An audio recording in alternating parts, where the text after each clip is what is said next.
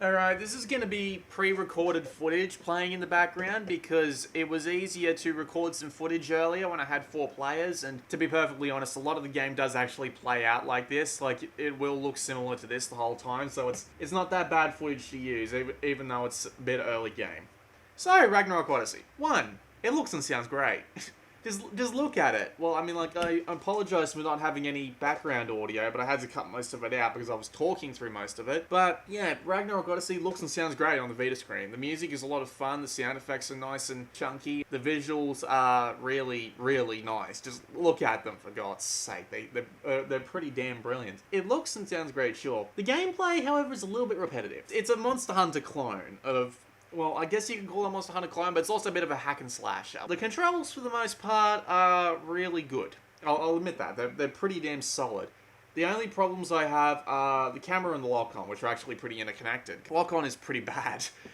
There's no point using it on ground monsters because it's just like they can disappear or they'll just move or something and your lock-on won't work. There's flying monsters, which you need it for, because you're not going to be able to hit them just by jumping up and swatting at the air. And then there's the boss monsters, which you also need the lock-on for, but yeah, against ground monsters, which is like 90% of your enemies, it's pretty damn useless. Multiplayer is amazing, and it should be the only way you play this game.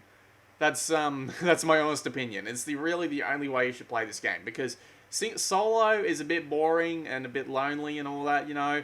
Multiplayer online with a lot of people who you can actually cooperate with is a lot of fun. It should be the only real way you play this. That's the only thing I have to say about that. Because solo is a little bit hard. The bosses are really annoying. Let me put it that way. They're really, really annoying. They can do a lot of damage, and, you know, unless you're a dedicated class like the healer, which is also known as a cleric, yeah, you might have a little bit of trouble with that. It is a lot of fun online, though. It should be the only way you play the game. The game works mainly by a card slot system. Your armor has a specific number of slots for cards, and these cards give you bonuses, like anything from typical attack to special abilities. And yeah, the more of them you put in your armor, the more powerful you get. And the game's a lot like Monster Hunter because, you know, all the quests you go through, you pick up items and such. You just pick them up off dead enemies. The most you have to go out of your way to get items is to smash crates, which are usually right next to monsters. You smash crates, you get resources. You kill monsters, you get resources. And then you leave, and then you go and upgrade your armor capacity and your weapons at the shop. And you also find weapons on the ground which have their own abilities. Then you can also go and get, like, specific accessories which do, like, absolutely nothing. But, you know, that's alright.